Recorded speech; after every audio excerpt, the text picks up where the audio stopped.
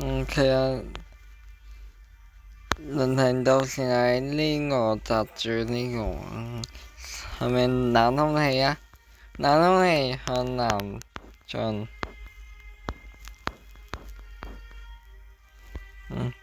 好緊密的冷空氣啊！但係喺度啊，台灣，如果台灣係講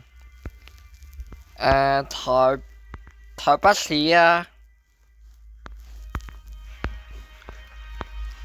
台北市16度，台中市16度，花蓮市19度，高雄20。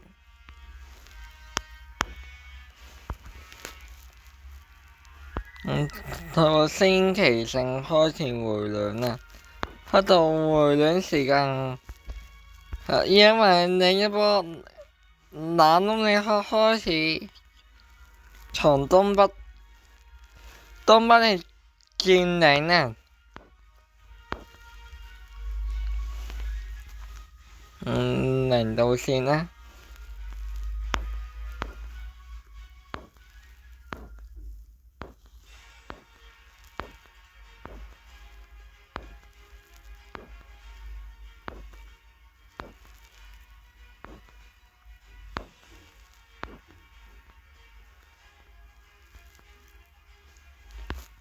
如果係